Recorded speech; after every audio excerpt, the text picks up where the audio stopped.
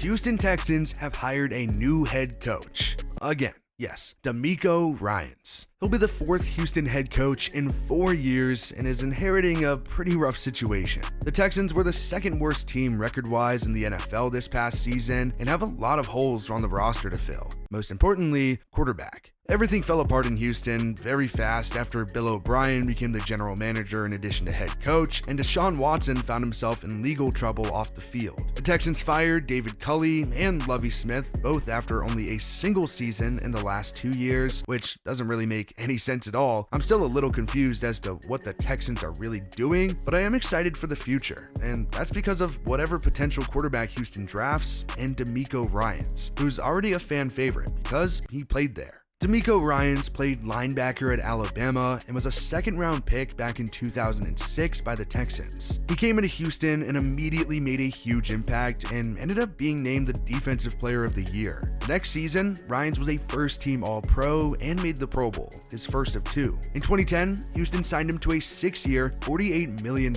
extension, but he didn't end up playing it out. He was traded to the Eagles in 2012 for a 4th-round pick, and Ryans immediately became the starter in Philadelphia and ended up having a really good 2-year run where he led the team in tackles most seasons. In 2014, Ryans suffered a torn Achilles. He was released by the Eagles after the 2015 season, and Ryans was hired to be a defensive quality control coach for the 49ers in 2017. He ended up being promoted to inside linebackers coach in 2018 and eventually defensive coordinator in 2021 after Robert Saleh left to become the Jets head coach. Ryans did interview for the Vikings head coach job last offseason, but opted to decline a second interview and wanted to stay in San Fran. Fast forward 1 year, and Ryans signed a 6-year contract to become the next head coach of the Houston Texans. Houston expanded into the league in 2002 and only had 3 head coaches up until 2021.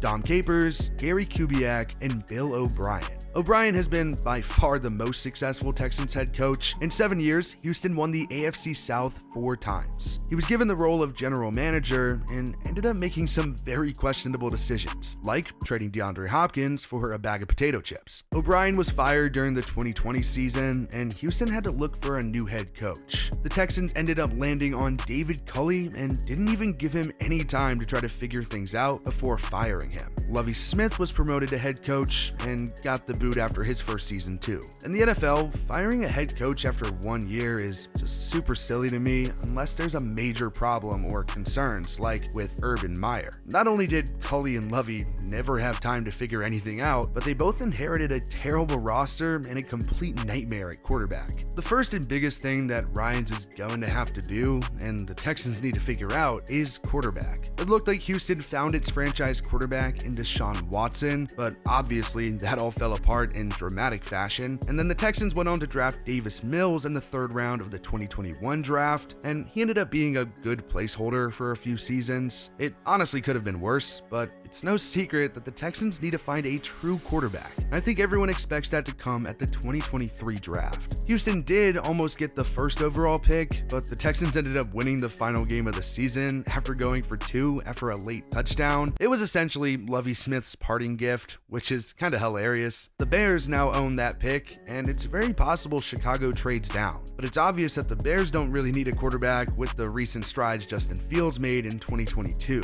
The Texans may just have their own pick at whatever quarterback they want, and the question is who that may be. Daniel Jeremiah, in his first mock draft, went with the popular selection for Houston, Bryce Young. He's been considered the best quarterback in the class for a while now, and the Texans would be lucky to have him. He's super talented, but his small stature is a bit concerning. Mel Kiper went a different route. Both Jeremiah and Kiper had Chicago taking defensive tackle Jalen Carter at 1, so that does theoretically leave the Texans with whatever quarterback they want. Kiper mocked Houston to take CJ Stroud. He appears to believe that Stroud would be a better fit for the Texans, even though Kiper does have Stroud ranked behind both Bryce Young and Will Levis. The Texans have one of, if not the weakest roster in the league, but there are some solid players to build around. Dameon Pierce was a really nice surprise as a rookie for Houston after being taken in the 4th round. It does sound like John Mechie will play in 2023. He was a 2nd rounder, but didn't play his rookie season after being diagnosed with cancer, but has been reportedly recovering well. The Texans' offensive line is a bit interesting. Houston sucked, but Laramie Tunsil was one of the best pass blockers in the league, and Titus Howard on the other side makes for a good tackle duo. The Texans do have a few very interesting players on the defensive side of the ball too. Houston really went off improving the secondary at the 2022 draft. The Texans took Derek Stingley in the 1st round. He dealt with some injuries as he did at LSU, and that is a bit concerning, but he was solid when he was on the field. He showed some flashes, and he didn't give up a single touchdown in coverage. In the 2nd round, the Texans selected safety Jalen Pitre.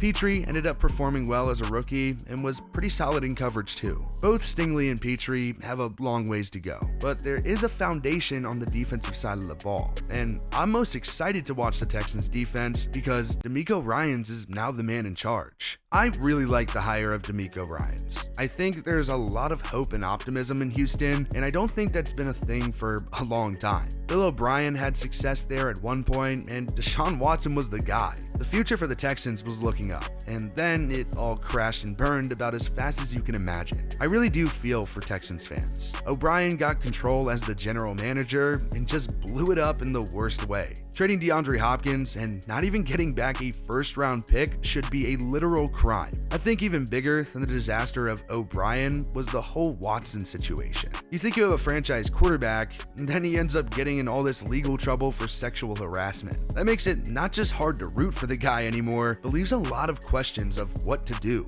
I think Davis Mills does deserve a lot of credit for how he did perform in that situation, though. Things could have definitely been worse in Houston. It's very obvious that the right decision for the Texans is to draft a young quarterback. And I do think that it is going to be Bryce Young when it's all said and done, whether Houston moves up to 1 from Chicago or if the Bears just stay there and the Texans end up getting their choice at quarterback anyway. The road back to even being competitive is a very long one for the Texans, and I think DeMeco Ryans is a good guy to lead the way. Houston has been completely unfair and frankly stupid when it's come to head coaches in previous years. David Culley inherited an absolute dumpster fire of a team and then got fired before he even had a chance to do anything, only for the Texans to turn around and hire Lovie Smith off the same staff and repeat that process a year later. I don't know what the plan was for the Texans, but whatever it was, it didn't work. It's time to get a young quarterback, fix a ton of holes on that roster, and wait while you can try to build up a solid team. Ryans will get a lot of extra time to figure things out, not only from ownership, but also from fans. He was a highly sought-after head coaching candidate and even turned down the Broncos job to go to Houston. For fans, they watched Ryans play for their team not too long ago. That always makes it easier to like someone. There are a lot of reasons to be excited for Houston, but it's likely going to take some time.